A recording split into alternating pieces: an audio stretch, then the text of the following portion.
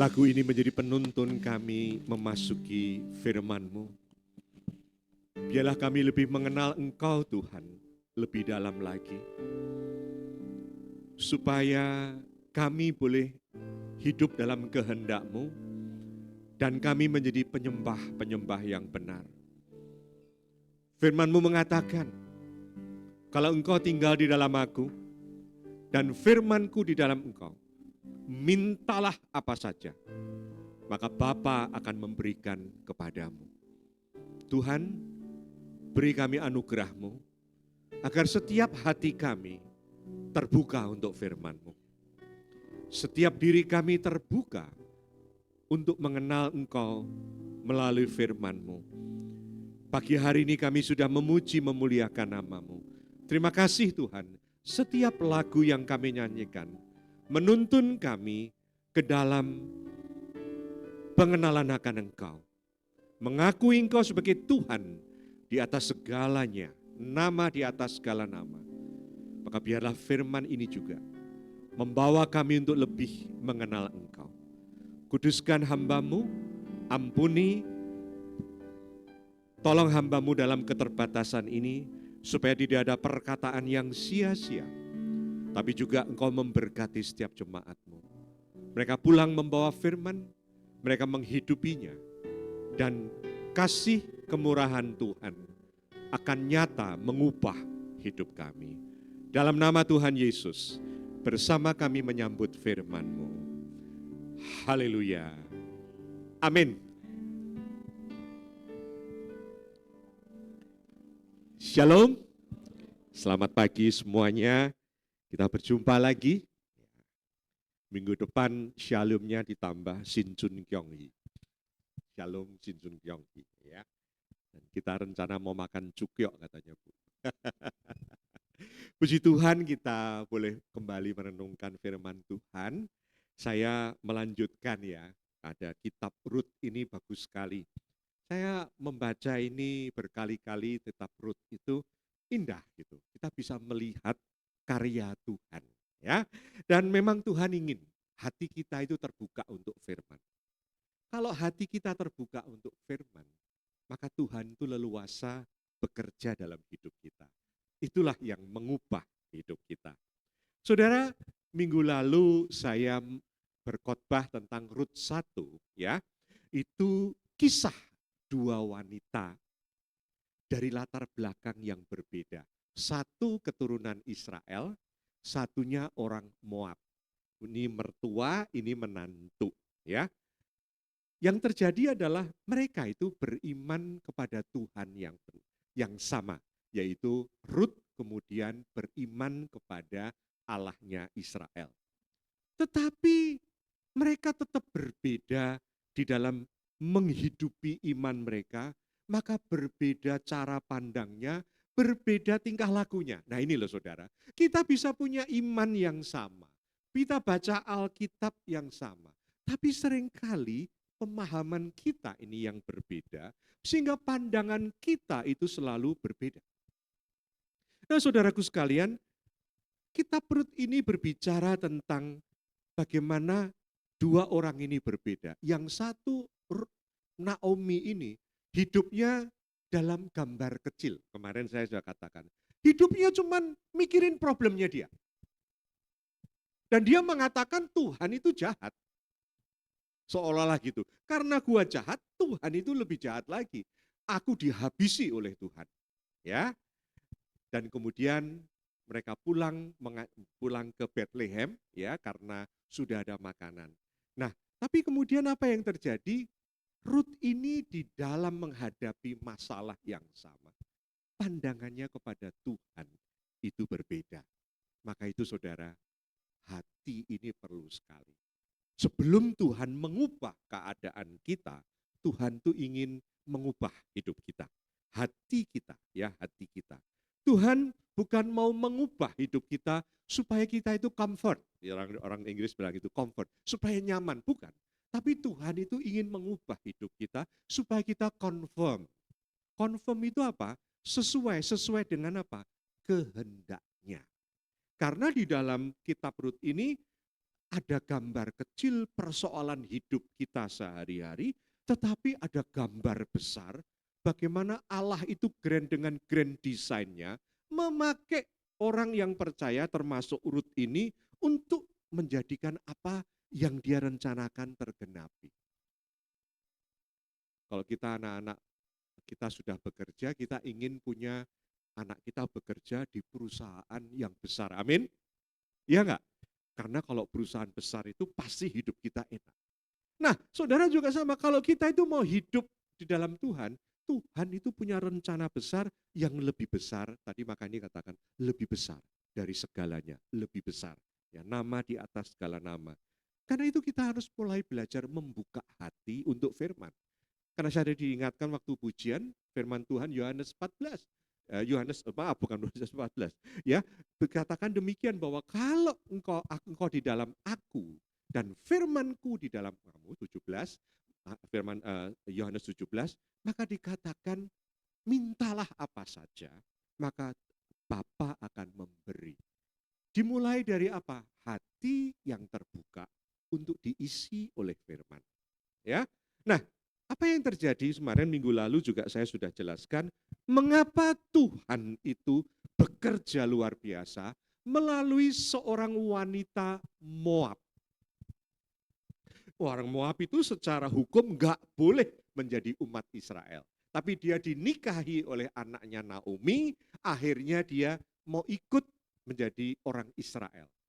Karena maka itu kemarin kalau Anda belum datang, ada 4 macam relasi kita dengan Tuhan. Kita ada di mana atau Anda ada di mana. Ya, yang pertama relasi apa? Yang pertama relasi dengan Tuhan itu dimulai dengan dasar asalkan. Naomi ini sebenarnya imannya itu asalkan. Asalkan ada berkat, ya gua ikut Tuhan. Nah, ketika terjadi kelaparan di kotanya Bethlehem, dia pergi ke Moab dengan keluarganya. Karena apa? Nggak ada berkat, nggak ada makanan, kelaparan. Maka dia bawa hidupnya, hartanya, keluarganya, pindah ke Moab dan menetap di sana. Tapi kemudian ketika dia habis semua, dia mendengar bahwa di Bethlehem Allah sudah memberkati mereka, maka dia balik ke Bethlehem. Hidupnya itu hanya ditentukan, gua mau ikut Tuhan asalkan diberkati. Asalkan hidup gua lancar. Nah, ini yang menjadi relasi yang terlalu dangkal dengan Tuhan. Yang pertama itu adalah iman yang kondisional, saya katakan minggu lalu. Artinya asalkan. Asalkan Tuhan berkati aku mau. Asalkan Tuhan berkati aku melayani. Asalkan Tuhan berkati aku beri persembahan. Kalau Tuhan gak berkati gimana? Itu iman asalkan, itu bukan dari Tuhan. Yang kedua adalah iman yang dikatakan supaya. Ya, saya ulang lagi. Supaya. Kalau saya beribadah pada Tuhan, supaya Tuhan itu baik. Saya lebih baik lagi, supaya Tuhan lebih baik lagi untuk memberikan apa yang saya mau dapatkan. Nah, ini relasi iman yang disebut transaksional. Seperti dagang aja, lu untung, gua untung. Gua untung, lu rugi gak apa-apa, gitu ya. Transaksional. Pokoknya gua lakukan asal Tuhan, supaya Tuhan itu baik. Ini yang berbahaya. Kita pasti akan kecewa. Naomi jatuh di dalam terpurukan mental dan imannya. Karena imannya itu asalkan dan supaya. Yang ketiga adalah ini yang baik. Yaitu saya mau dekat dengan Tuhan. Saya mau beribadah kepada Tuhan oleh karena.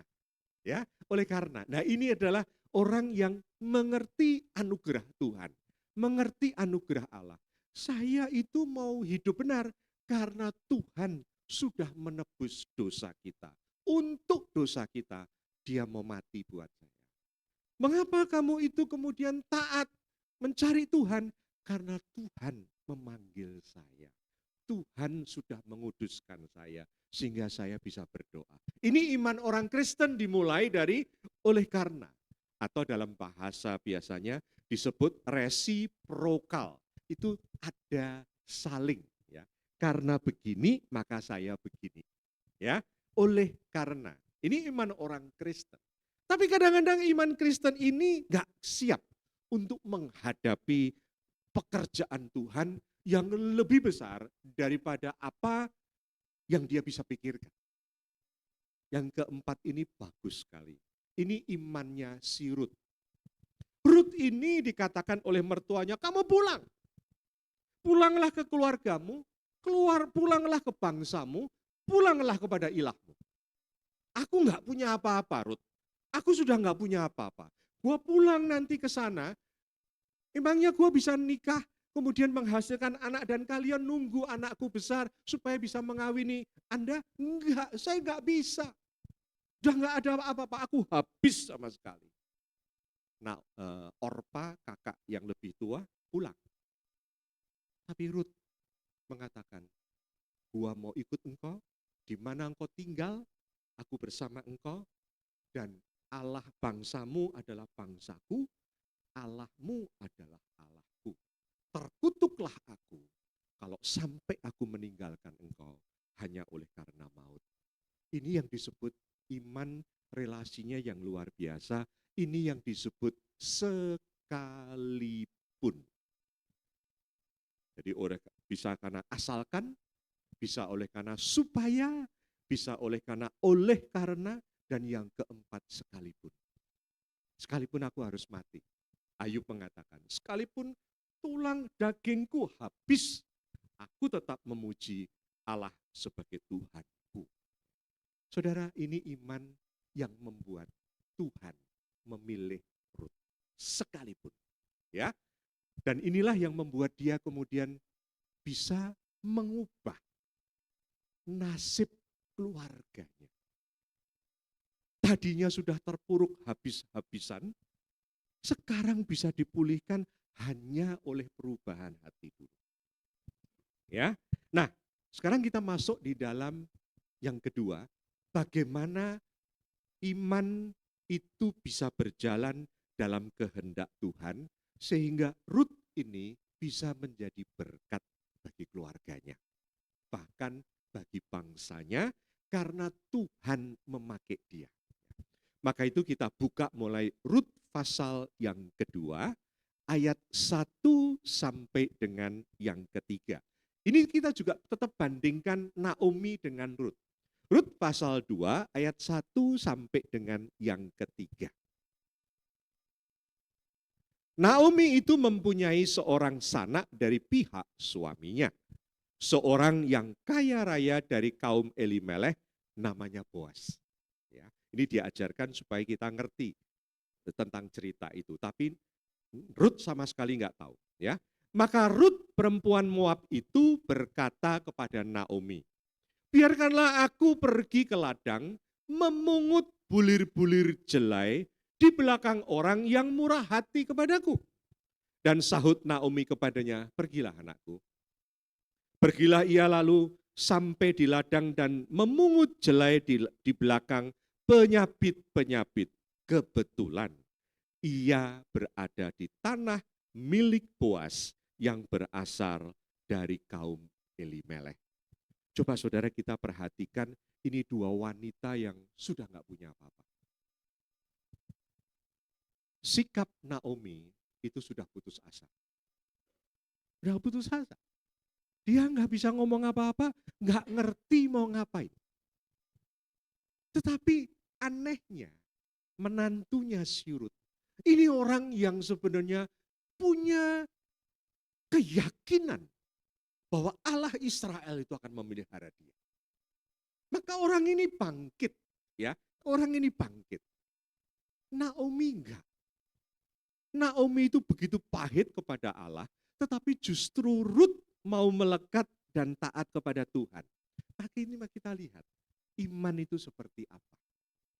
Naomi itu beriman, tapi sebenarnya, ini pikir ya Denny, dia itu sebenarnya orang yang tadinya percaya diri atau percaya pada Tuhan. Ini seringkali dalam hidup.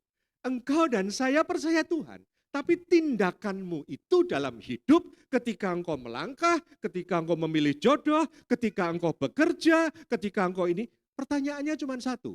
Engkau itu percaya diri atau percaya Tuhan? Hah? Ruth ini percaya diri.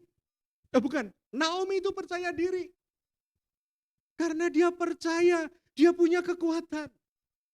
Maka ketika terjadi kelaparan, ayo kita pindah. Kita punya harta kok, pindah aja ke Moab.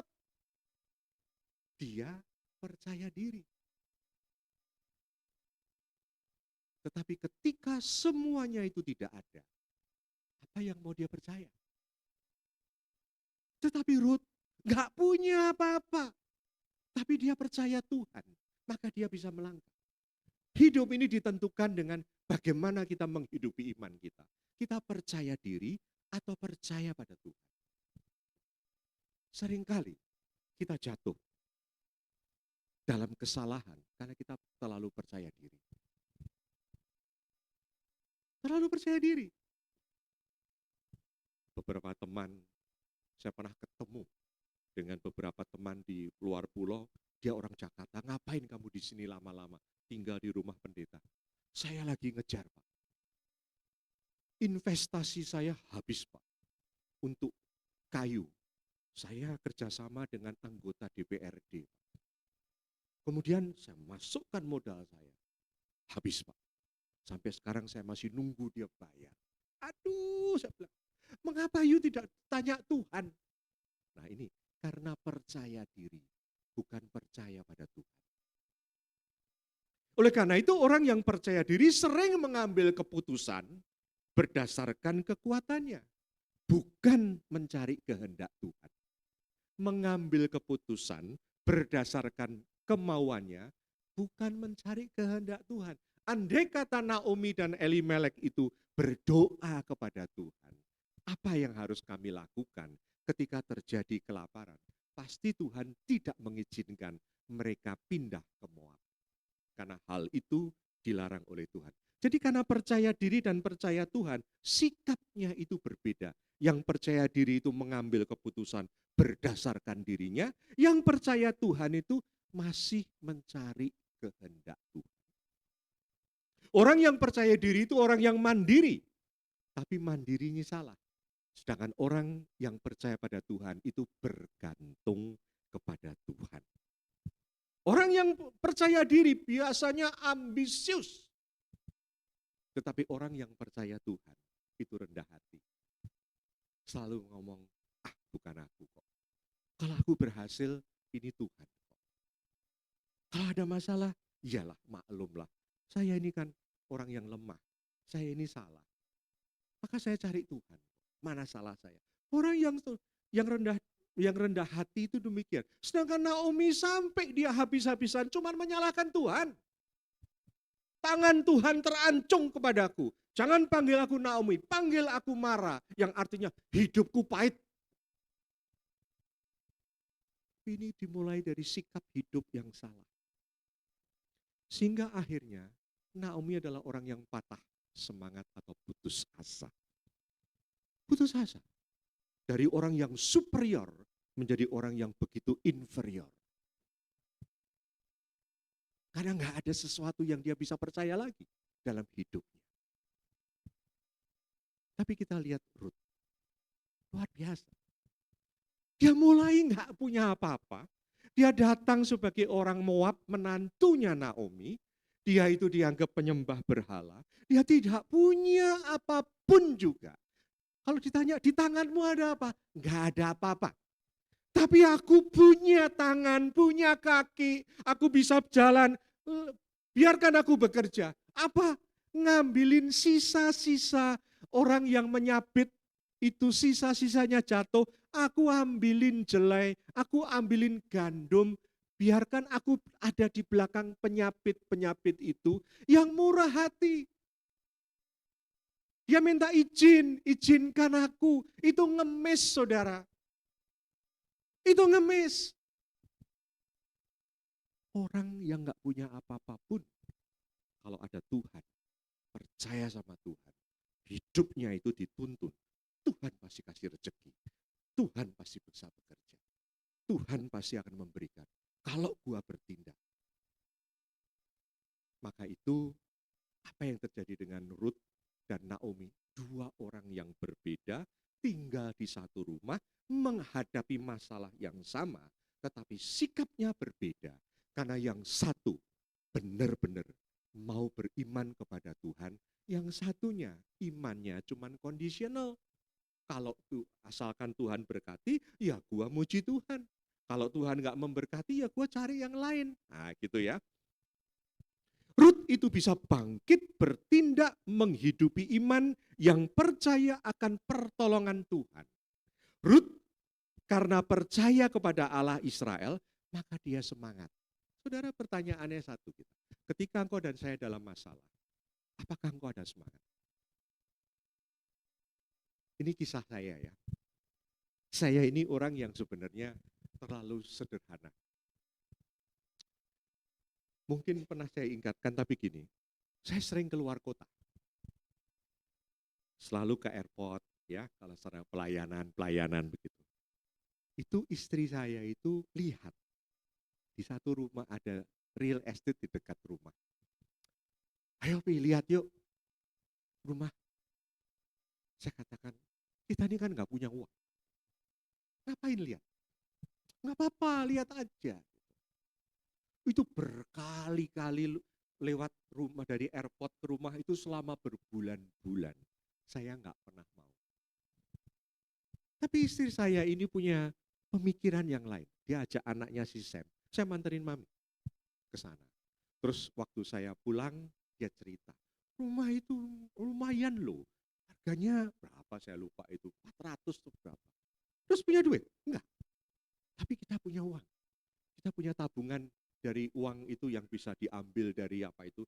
Kalau kita dulu kerja ada tabungan pemerintah, ya ambil aja. Saya udah nggak kerja, saya ambil. Sekitar 100 atau 200. Jangan takut, kita cicil aja. Waduh, 1 tahun lebih, 2 tahun nyicil rumahnya belum jadi. Saya tuh nggak pernah terpikir. Tapi istri saya ini punya semangat. Maka jangan merendahkan istri ya. Itu luar biasa istri. Ya, kuatnya. Sampai rumah itu dibeli. Jadi, belum pernah ditinggalin, cuman didoakan. Teman saya RT, Pak anakku cari rumah, dibeli sama dia, untung. Istri bilang untung, biarin, masukin lagi, beli lagi, ngeredit lagi, ampun saudara. 2 tahun lebih itu ngeredit, saya tuh lihat cicilan gitu ya. Beli, berapa 700 atau berapa. Udah dibeli, belum pernah ditinggalin. Dibeli orang 1, sekian. Saya melihat istri saya itu punya keyakinan. Dia mengatakan kita harus punya sesuatu untuk anak-anak kita. Saya katakan benar juga. Tapi kalau dilihat saya sama istri saya beda. Dia lebih punya sesuatu. Maka itu saya menghormati. Jadi ini ceritanya ya, dan saya nggak pernah tahu isi dompet saya. BCA saya juga BCA-nya istri saya. BCA istri saya bukan BCA saya. Bapak-bapak, halo, halo, gimana Bu? Ya, saya nggak pernah tahu isi dompet saya. Dia yang ngatur semua. Karena saya percaya dia memang lebih hebat dari saya. Dan dia punya keyakinan. Saya ini orang pelayanan yang sudah boleh kata kepingin bisnis sudah mati dari saya. Nggak ada. Gitu ya. Dia nggak mikirin. Maka itu saudaraku sekalian, Ruth ini luar biasa.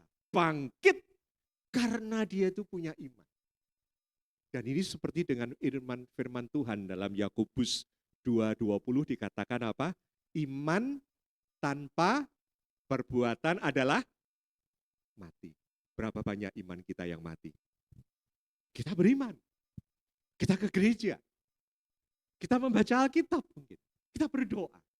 Tapi apakah kita menghidupi iman itu dengan melangkah? Walaupun kecil aku usahakan. Walaupun berkatnya kecil seperti teman saya waktu dia seorang kontraktor interior. Waktu yang namanya pandemi itu berhenti semua. Dia itu bikinin rak-rak untuk hotel, rak-rak untuk toko, siapa yang pesan kepada dia? Kalau pada waktu pandemi itu. Sampai akhirnya istrinya jualan apa saudara? Jualan makanan yang dari teman. Dia WA siapa mau beli ini, rujak cingur dan sebagainya. Dia jual. Sampai katakan Pak Kres, you tahu selama pandemi gua punya freezer 3. Dari enggak punya sampai punya 3. Bisnis itu dijalankan dengan baik. Karena apa? Mereka menghargai setiap langkah mereka. Tuhan mengatakan, pasti Tuhan berkati. Dan dia ngomong begini Pak Kris, cuma satu. Ini yang ingatkan saya, ingat doa Bapak kami. Berilah kami hari ini makanan kami secukupnya. Saya untung 10.000 saya syukurin. Untung 5.000 saya syukurin. Ini berkat Tuhan. Sampai dan di tengah-tengah pandemi itu dia tiba-tiba ada hotel-hotel yang renovasi. Ia bisa mendapatkan beberapa hotel renovasi selama pandemi itu. Dan dia hidupnya itu diberkati Tuhan. Dia mengatakan, Tuhan itu luar biasa Pak Kris. Maka dia sharing dengan teman-teman yang sedang terpuruk. Jangan takut, kerjakan. Ya, Naomi sudah nggak mau ngapa-ngapain. Karena dia sudah putus asa. Banyak orang yang jauh dari berkat karena putus asa. Iman tanpa perbuatan itu mati. Dan kita tahu, Roma 8 ayat 20 Tuhan mengatakan, kita tahu sekarang, Allah turut bekerja di dalam segala sesuatu untuk mendatangkan kebaikan bagi orang-orang yang percaya, yang mengasihi Dia, yang terpanggil sesuai dengan rencananya. Tuhan itu bekerja bersama kita. Kalau kita nggak kerja gimana? Tuhan itu bekerja di dalam kita dan Tuhan itu bekerja untuk mendatangkan kebaikan bagi kita. Saya senang baca Rut ini karena gambar Allah yang besar itu, grand design Allah itu bekerja melalui orang yang biasa saja. Seringkali kita mau jadi orang yang luar biasa. Tetapi Tuhan mencari orang biasa supaya Tuhan bisa bekerja luar biasa. Tuhan mencari orang biasa supaya dia bisa bekerja dengan luar biasa. Ada semangat. Saya senang Lala itu kalau masukin ini. Di foto itu makanannya. Berkat Tuhan hari ini. Tapi kok nggak pernah mampir ke rumah saya itu berkat. Enggak loh ya, enggak. Ini iseng doang gitu. Serius juga enggak apa-apa. Tapi you semangat toh. Semangat banget gitu loh. Dan kelihatan itu ya. Nah, pertama adalah Rut itu yang beriman, sekalipun apapun juga, aku tetap ikut Tuhan. Tapi dia betul-betul menghidupi imannya dengan melangkah. Dan itu melangkahnya itu benar-benar gak ada modal. Seringkali kita mau ngapain, aku gak punya ini, gak punya itu, gak bisa. Dia mulai dengan ngemis. Membutuhkan belas kasihan orang. Dan ternyata dia masuk di ladangnya Boas. Tanpa dia ngerti. Tapi Tuhan itu yang ngatur. Mempertemukan. Itu grand design Tuhan. Tuhan itu penuh misteri. Tapi Tuhan itu tidak pernah loss of control bagi setiap orang yang percaya kepada Dia dan berserah kepada Dia. Kuncinya bukan percaya diri, tapi percayalah kepada Tuhan. Ya. Kemudian yang kedua, saudara, apa? Orang Rut ini adalah orang yang hidup dalam anugerah Allah, menghargai anugerah Allah. Ya, anugerah itu berarti kita itu enggak layak, tapi kita dilayakkan. Kita baca Rut 2 ayat 4, saya bacakan sampai 10. Saudara bisa renungkan ini. Suatu kebetulan demi kebetulan demi kebetulan, tapi Tuhan itu yang bekerja. Lalu datanglah Boas dari Bethlehem. Ia berkata kepada penyabit itu, Tuhan kiranya menyertai kamu. Jawab mereka kepadanya, Tuhan, kiranya memberkati Tuhan. Lalu kata Boas kepada bujangnya yang mengawasi penyabit-penyabit itu, dari manakah perempuan ini? Dia melihat tiba-tiba. Matanya kelihatan, melihat ada perempuan asing di situ yang bukan pegawainya. Bujang yang mengawasi penyabit-penyabit itu menjawab, dia adalah seorang perempuan Moab. Dia pulang bersama-sama dengan Naomi dari daerah Moab. Tadi ia berkata, izinkanlah kiranya aku memungut dan mengumpulkan jelai dari antara berkas-berkas jelai ini di belakang penyabit-penyabit. Begitulah ia datang dan terus sibuk dari pagi sampai sekarang, dan seketika pun ia tidak berhenti. Sesudah itu berkatalah Boas kepada Rut, dengarkanlah dahulu anakku, tidak usah engkau pergi memungut jelai ke ladang lain, dan tidak usah juga engkau pergi dari sini, tetapi tetaplah dekat pengerja-pengerja perempuan. Lihat saja ke ladang yang sedang disabit orang itu. Ikutilah perempuan-perempuan itu dari belakang. Sebab aku telah memesankan kepada pengerja-pengerja lelaki, jangan mengganggu engkau. Jika engkau haus, pergilah ke tempayan-tempayan dan minumlah air yang dicedok oleh pengerja-pengerja itu. Lalu sujudlah Rut, menyembah dengan mukanya sampai ke tanah dan berkata kepadanya, mengapakah aku mendapat belas kasihan daripadamu? Sehingga Tuhan memperhatikan aku, padahal aku ini seorang asing. Saudara, sikap Rut ini luar biasa. Tanpa sadar bahwa dia itu sedang menggenapi Taurat Tuhan. Taurat Tuhan itu mengatakan ada 6 atau 7 referensi, saya tidak masukkan, bahwa ketika orang Israel itu panen, tidak boleh semuanya dihabisi bersih.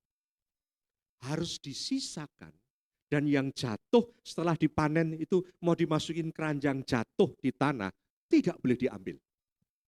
Biarlah itu diambil oleh orang-orang miskin, janda-janda, anak yatim piatu. Itu firman terus-menerus dan itu jadi perintah. Maka itu Boas dan pengerja-pengerja itu tidak bisa tidak harus mengizinkan karena itu haknya Tuhan.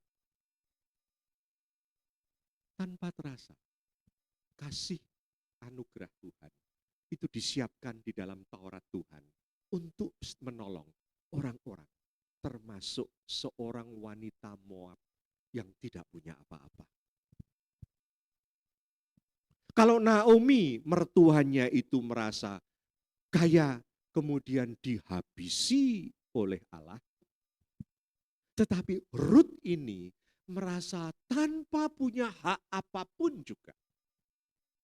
Dia cuma berusaha mendapatkan belas kasihan dan beriman, dan dia menerima hasil bukan karena dia hebat, tapi itu kemurahan orang, itu kemurahan Tuhan, yaitu kemurahan Boas. Dia mencium, menyembah sampai mencium tanah, begitu dia bersyukurnya bisa mendapatkan berkat. Saudara, kita ini hidup dengan kekuatan kita, atau kita ini hidup karena mengandalkan anugerah Tuhan. Banyak orang yang percaya diri, banyak orang yang merasa kuat, banyak orang yang mengandalkan diri. Tetapi Tuhan mau mengajar, apapun juga yang kau usahakan, kalau itu berhasil, mengatakan itu bukan punyaku. Itu bukan punyaku, itu dari Tuhan. Semua itu dari Tuhan. Kalau dia mau dicabut, dihentikan, habis kok. Tuhanlah yang punya segala sesuatu. Pencipta langit dan bumi dan segala isinya. Dia yang punya.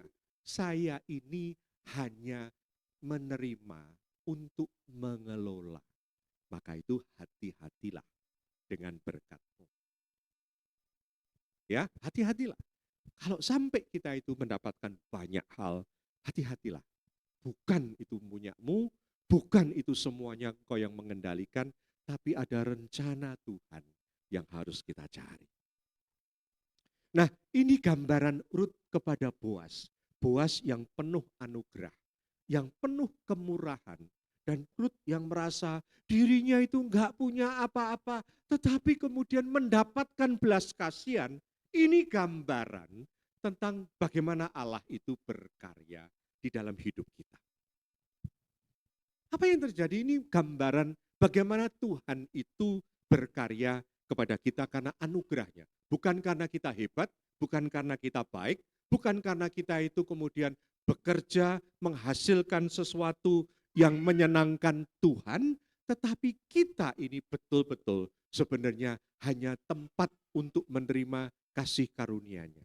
Yang pertama, dikatakan siapa sih yang punya inisiatif, Dani? Boas atau Rut? Yang punya inisiatif mendekat itu Boas atau Rut? Boas. Dia melihat ada perempuan asing, dia tanya, itu siapa? Oh, itu orang Moab. Menantunya Naomi yang baru pulang dari Moab. Dia minta izin untuk mengambil. Oke, izinkan dia. Inisiatifnya dari siapa? Boas. Inisiatif memberkati itu bukan karena kita hebat, bukan karena kita baik. Inisiatif itu datangnya dari Allah. Allah itu berinisiatif untuk memulai bukan karena kita baik, tetapi karena belas kasihannya Dia. Ini gambaran. Hidup ini harus Anda lihat kepada Tuhan itu bagaimana. Dia yang berinisiatif. Dia yang terus menuntun hidup kita. Kemudian siapa yang mengajak berbicara terlebih dahulu? Rut atau Boas? Rut gak berani. Boas datang menghampiri dan mengajak ngomong. Hai anakku, kamu gak usah pergi kemana-mana. Tetaplah di sini. Tetaplah kamu ada di belakang penyabit-penyabit perempuan. Aku sudah perintahkan kepada yang laki-laki jangan mengganggu kamu. Kalau kamu haus, minum. Kalau kamu lapar, makan bersama kami. Kalau kamu capek, berteduhlah di tempat penyabit-penyabit itu. Dia bukan siapa-siapa, dia bukan bekerja untuk keuntungan Boas. Dia itu hanya mengambil sisa-sisa untuk dirinya. Tapi Boaslah yang memulai segala-galanya. Tuhanlah yang mencari dan memanggil Anda. Yang mencari dan memanggil saya itu Tuhan. Bukan karena kita kepingin jadi orang baik. Bukan karena kalau ke gereja menjadi orang baik. Bukan. Tuhan berinisiatif mengundang. Karena itu Tuhan tidak membedakan siapapun juga. Dari hidup yang kayak apapun juga, perbuatan yang salah kayak apapun juga, selama engkau masih hidup dan engkau mau datang kepadaku, aku terima. Aku enggak lihat latar belakangmu. Aku enggak lihat apa yang bisa kau bawa. Aku hanya melihat hidupmu mau enggak. Aku berkarya mengubah hidupmu. Boaslah yang menjanjikan perlindungan dan pertolongan bagi Rut tanpa diminta. Rut enggak minta. Dia takut untuk minta perlindungan. Tapi dia ngomong, udahlah, sini ikutin penyabit-penyabit itu. Makan minum di sini. Kamu tetap besok datanglah sini, besok lusa selama musim menuai, kamu tetap di sini, sudah cukup, nggak usah kemana-mana lagi. Sering kali hidup kita itu kemana-mana. Cari Tuhan, kalau kita merasa bisa dapat berkat, tapi kemudian kita pergi dari Tuhan, kalau kita merasa tidak bisa mendapatkan apa yang dari Tuhan, kita bertindak dengan kekuatan kita sendiri. Sekali lagi, kita akan habis karena kekuatan kita itu sangat terbatas. Di ayat Rut 2 ayat 12 itu saya kutip, gak usah dibuka ya. Boas mengatakan ini, Rut, ini upahmu karena engkau berani melepaskan ilahmu dan mau hidup dalam naungan sayapnya Allah Israel. Yang saya suka adalah sikap Rut yang sangat merendahkan diri dan sembah sujud karena menyadari she is nothing. Hidup ini berani nggak di hadapan Tuhan kita mengatakan I'm nothing. Saya nggak ada apa-apanya Tuhan. Kalau engkau mau pakai aku, ya oke. Itu satu anugerah. Sebuah privilege. Sebuah hak istimewa yang kau berikan kepadaku. Kalau engkau mau aku melayani, privilege. Tadi pagi saya dengar teman pendeta di gereja Citra 2, umurnya masih muda 40, tidak sampai 40 lah. Tiba-tiba dirawat di ICU-nya, mitra keluarga Cengkareng Kalideres, serangan jantung. Sehat, keker orangnya. Kadang-kadang saya katakan sama istri saya, dia masih sehat gitu kok bisa serangan jantung ya, gitu. Kalau saya sudah umur 66, masih diberi kekuatan Tuhan, itu anugerah. Anugerah Tuhan. Maka kita hanya bisa merendah dan katakan, Tuhan, biarlah aku mengecap anugerah-Mu di dalam hidup ini. Maka kita bisa menikmati Tuhan. Kita bisa menikmati besar kecilnya berkat. Kita bisa menikmati yang namanya dekat dengan Tuhan. Kalau doa pagi, rasanya enak enggak? Doa pagi itu mendoakan diri kita, mendoakan semua pelayanan, pekerjaan Tuhan, gereja Tuhan. Itu enak enggak? Saya merasakan enak banget. Dekat dengan Tuhan. Karena karunia-Nya, anugerahnya itu luar biasa. Rut menghidupi iman dengan aktif, berani bertindak. Yang kedua, dia mensyukuri berkat yang dia terima. Bukan karena dia bekerja keras, tapi anugerah yang disediakan Tuhan. Sehingga dia bisa bekerja keras untuk mendatangkan berkat. Ya, Tuhan itu tidak kita undang untuk memberkati kita. Tapi Tuhan mengundang kita untuk hidup di dalam berkat yang disediakan oleh Dia. Amin. Tuhan itu mengundang kita untuk hidup di dalam anugerahnya, menerima berkat yang Dia sediakan. Maka itu kuasa menikmati berkat itu ada kalau orang itu bersandar pada anugerah Tuhan. Yang ketiga, yang terakhir, Rut hidup dalam pengharapan. Rut 2 ayat 17 mengatakan demikian. Maka ia memungut di ladang sampai petang. Lalu ia mengirik yang dipungutnya itu dan ada kira-kira seeva jelai banyaknya. Diangkatnya lah itu lalu masuklah ia ke kota. Ketika mertuanya melihat apa yang dipungutnya itu dan ketika dikeluarkannya dan diberikannya kepada mertuanya sisa yang ada setelah kenyang itu, maka berkatalah mertuanya kepadanya, di manakah engkau memungut? Dan di mana engkau bekerja hari ini? Diberkatilah kiranya orang yang telah memperhatikan engkau itu.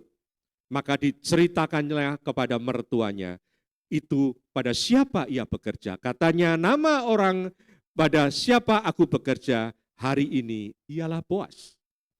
Sesudah itu berkatalah Naomi kepada menantunya, diberkatilah kiranya orang itu oleh Tuhan yang rela mengaruniakan kasih setianya kepada orang-orang yang hidup dan yang mati. Lalu kata Naomi kepadanya, orang itu kaum kerabat kita. Dialah salah seorang yang wajib menebus kita. Ayat-ayat berikutnya itu menyatakan dalam Rut 2 itu, Naomi terus bekerja sampai selesai musim panen jelai dan gandum. Seeva itu menurut Alkitab adalah makanan yang bisa dimakan berdua untuk seminggu.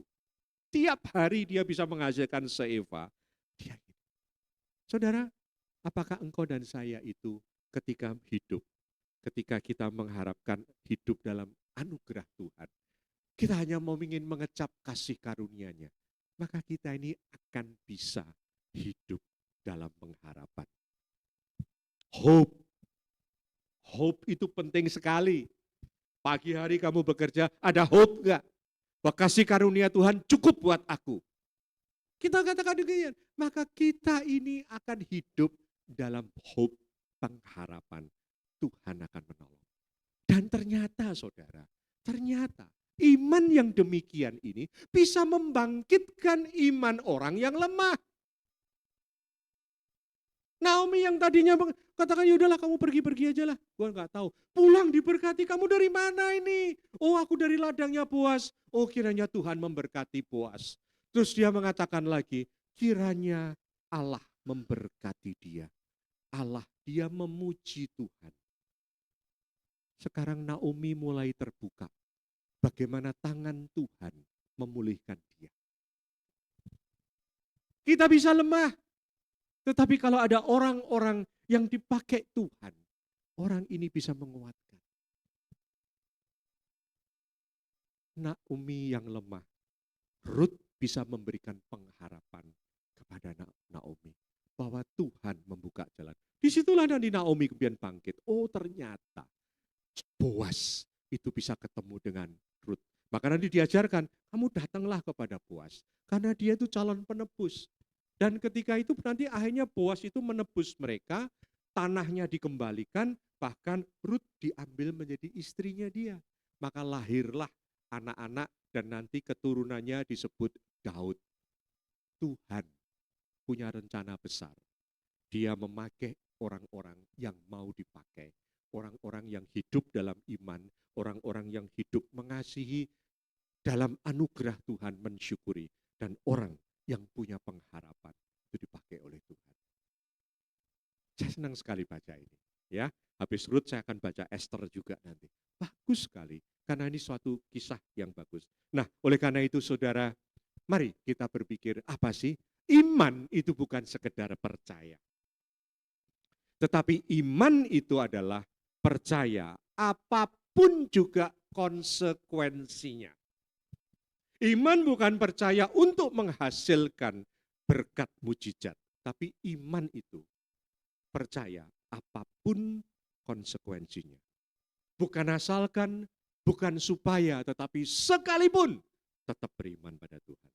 Iman harus disertai dengan perbuatan. Karena kita percaya yakin, maka kita bertindak. Bukan percaya diri, tetapi karena percaya pada Tuhan. Bukan karena bertindak karena kita merasa bisa, tetapi bertindak karena kita tahu Tuhan menyertai kita. Perbuatan yang bergantung sepenuhnya kepada anugerah Allah, apapun hasil yang kita terima, itu adalah dari Tuhan. Dan kita mengatakan itu cukup bagiku, bukan karena kehebatan kita. Dan iman yang punya pengharapan akan kepastian pemeliharaan Tuhan. Itu yang memulihkan Naomi kembali ke dalam rencana Tuhan. Ya, karena itu kembali, bukan percaya diri, tetapi percaya kepada Tuhan, anugerahnya. Kalau hari ini kita akan ada perjamuan kudus. Apa sih? Bukan karena mujizatnya itu loh saudara. Bukan karena makan roti, minum anggur, terus semuanya terjadi mujizat, bukan. Hati kita dulu terpaut. Ini Tuhan memulai dengan menebus dosa kita. Tuhan memulai segalanya. Dan Tuhan pasti mengisi dan mengakhiri semuanya dalam berkat yang Dia kehendaki. Amin. Tuhan memberkati kita semuanya. Mari kita siapkan perjamuan kudus, kita naikkan pujian.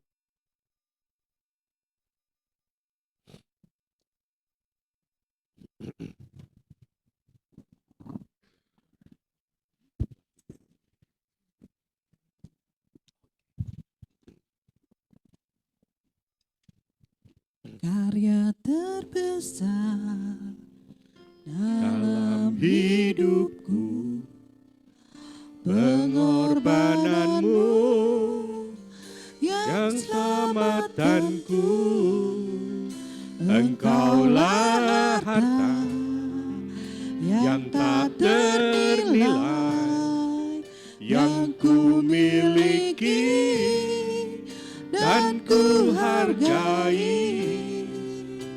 Yesus, Engkau ku kagumi. kasih yang terindah.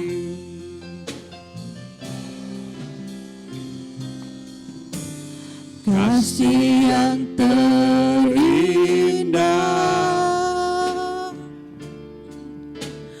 hati yang mulia, hanya ku temukan di dalam-Mu, Yesusku. Pujian dari hatiku selalu setiap waktuku, tiada pernah berubah. Kasih-Mu karya terbesar, karya terbesar dalam hidupku.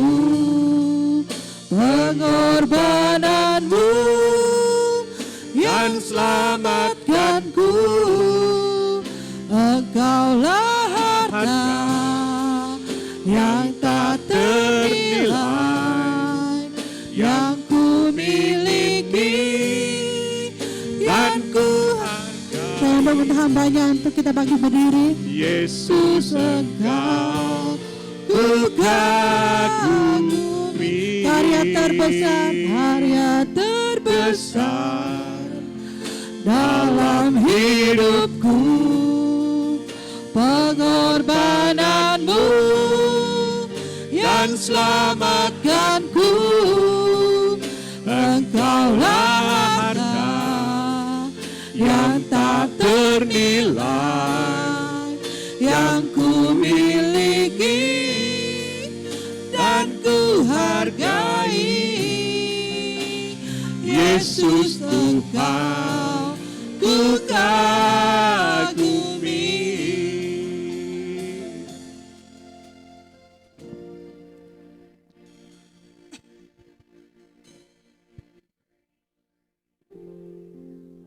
Bapa yang di surga, hamba-Mu melihat merasakan bagaimana seorang Rut, perempuan kafir, perempuan Moab, bisa tersungkur di kaki Boas.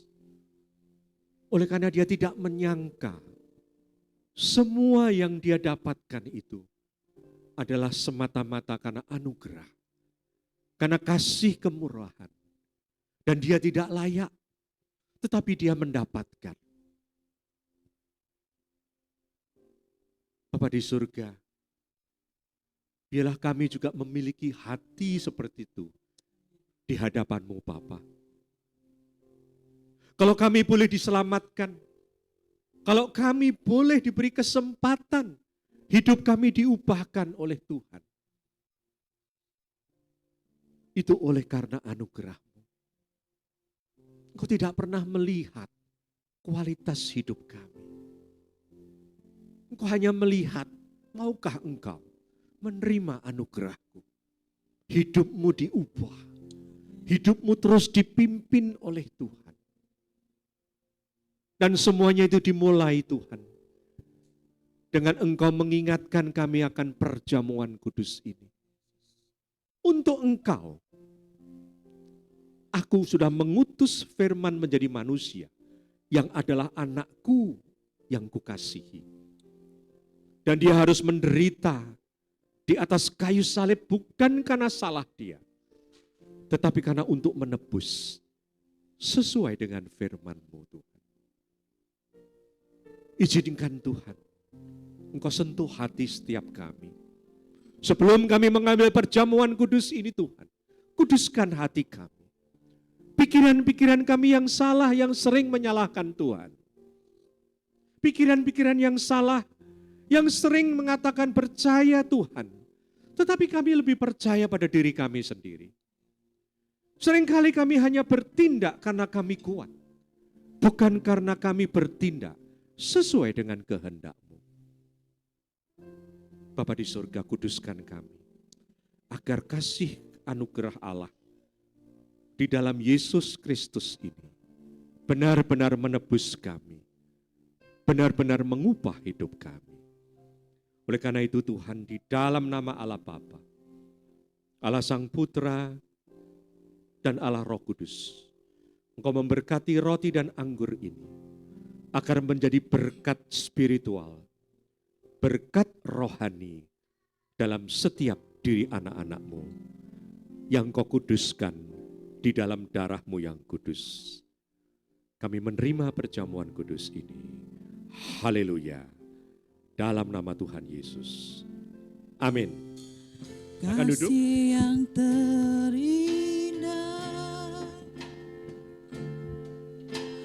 hati yang mulia, hanya ku temukan di dalam-Mu, Yesusku. Pujian dari hatiku selalu di setiap waktuku,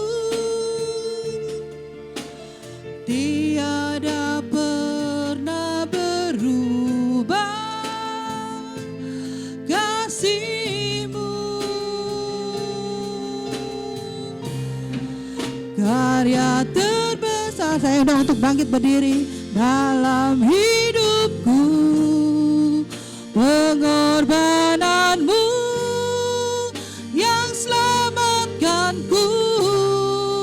Engkaulah harta yang tak ternilai yang ku miliki, Mari kita bangkit. dan ku hargai. Yesus, Engkau ku kagumi.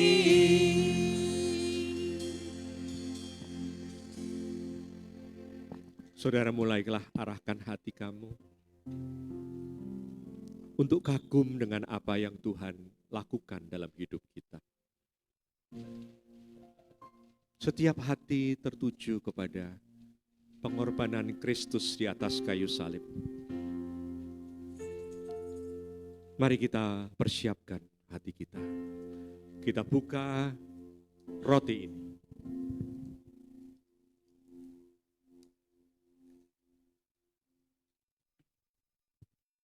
Mari kita angkat di atas kepala kita dengan satu keyakinan. Firman Tuhan mengatakan, dan ketika mereka sedang makan, Yesus mengambil roti, mengucap berkat, memecah-mecahkannya lalu memberikannya kepada murid-muridnya dan berkata, ambillah, makanlah, inilah tubuhku. Bukankah yang kita pegang ini roti yang adalah lambang daripada tubuh Kristus yang sudah dibagikan bagi kita? Mari kita makan bersama di dalam nama Tuhan Yesus Kristus.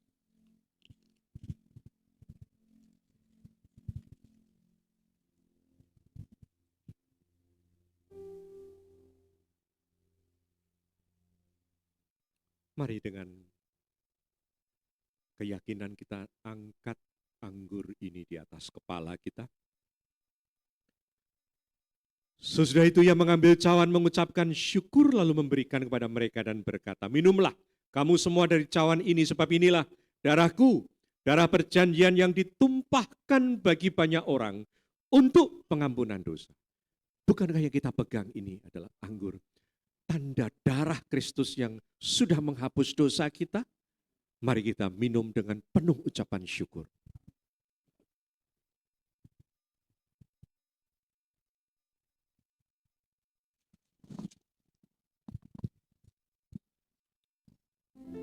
Mari kita renungkan, saudara.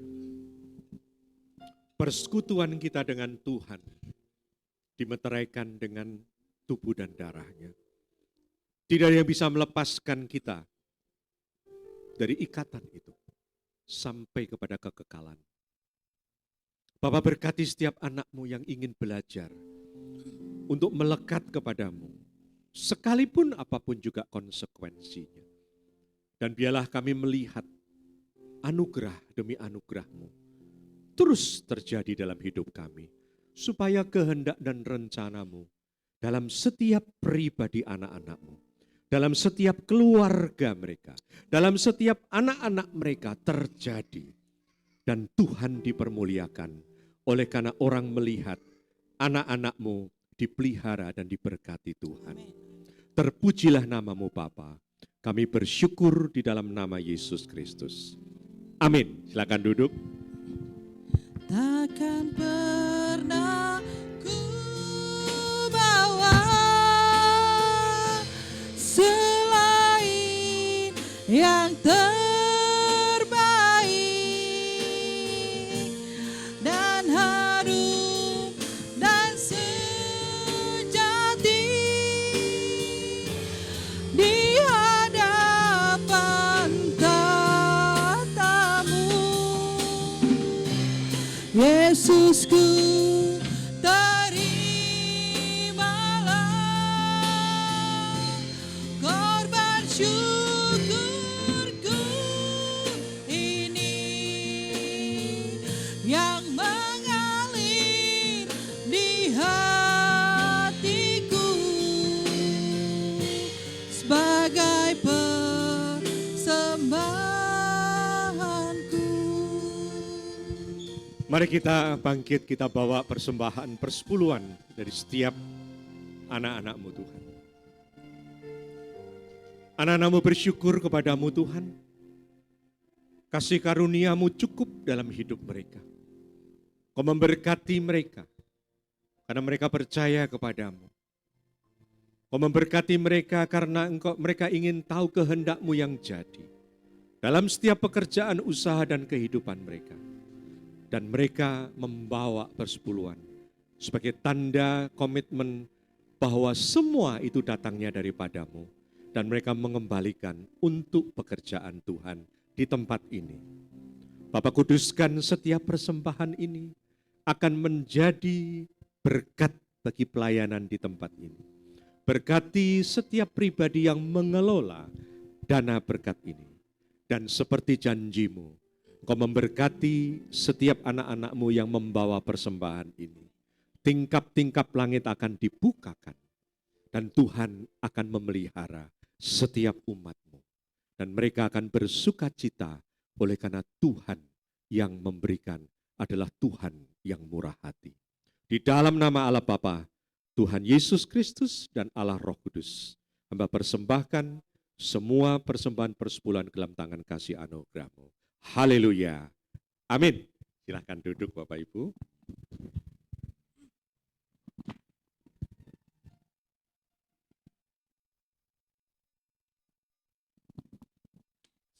Seberapa banyak saudara yang diberkati firman Tuhan pada pagi hari ini.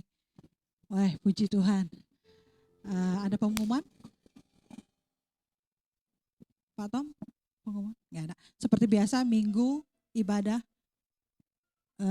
jam 9. Imlek tetap buka ya Bu ya. Kita keongki di sini. Makan apa? Cunyuk ya. Bulani mau masak katanya. Cukyok. Oke, kita akan beri persembahan, kita beri yang terbaik buat pekerjaan Tuhan di tempat ini. Terima kasih. Saya undang Pak Rines untuk berdoa dan petugas kolektor.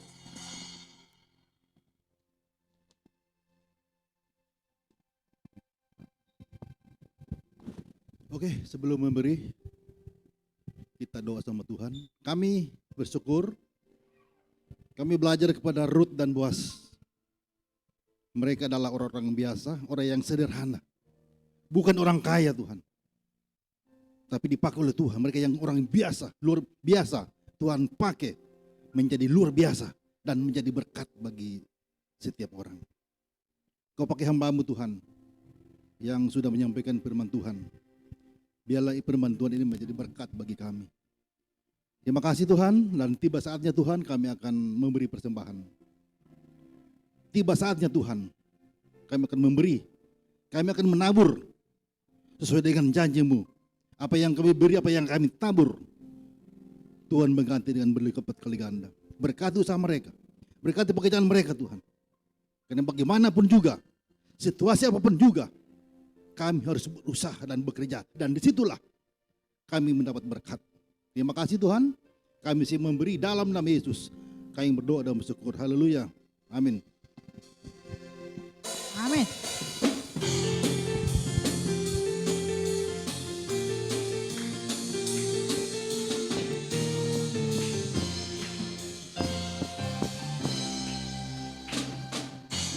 Tuhanlah kekuatan dan mazmurku,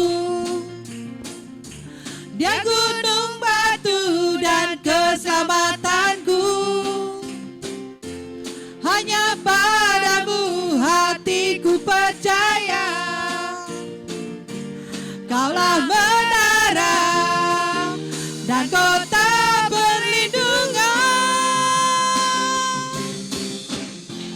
Ku mau selalu bersyukur, sebab cintamu padaku takkan pernah berubah. Hatiku percaya, walau bumi bergoncang, gunung-gunung beranjak, namun kasih setiamu tak pergi dariku. Mari kita bangkit berdiri yuk.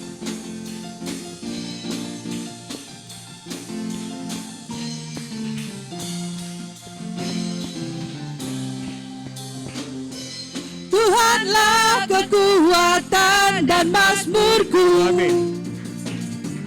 Dia gunung batu dan keselamatanku.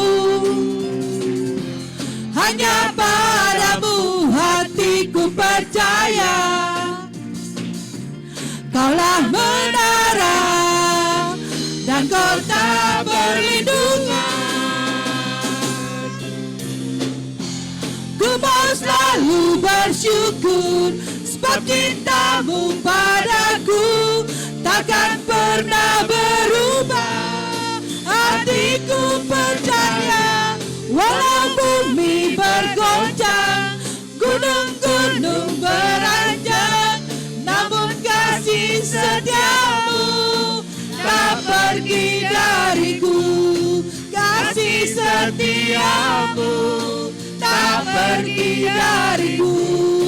Kasih setiamu tak pergi dariku.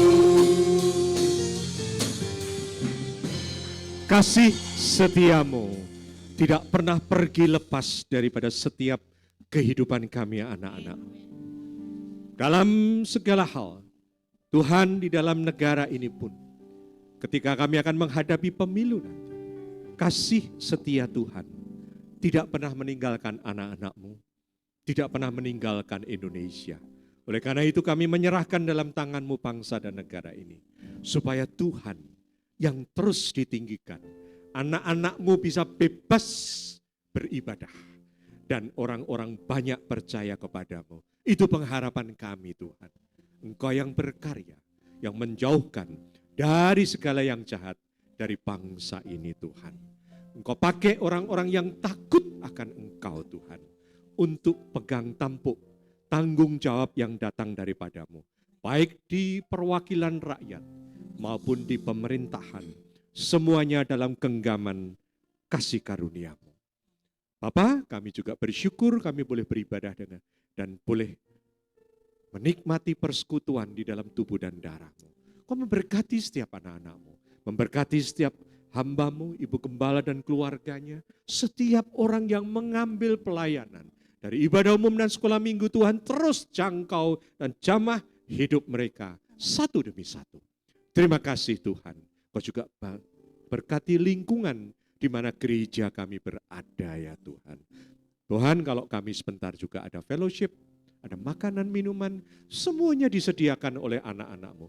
Oleh karena mereka merasa kemurahan-Mu, berkati setiap tangan yang sudah terulur, dan berkati makanan itu menjadi berkat bagi setiap kami.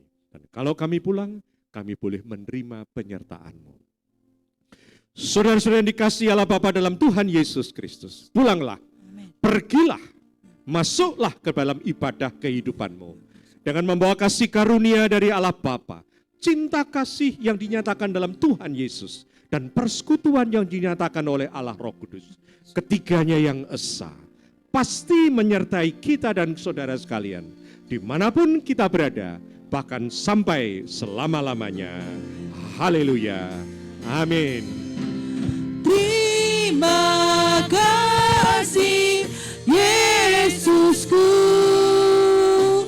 buat anugerah yang kau beri, sebab hari ini Tuhan adakan syukur bagimu. Terima kasih, terima kasih Yesusku buat anugerah yang kau beri, sebab hari ini Tuhan adakan syukur bagimu, syukur bagimu, syukur bagimu, syukur bagimu Tuhan, syukur bagimu.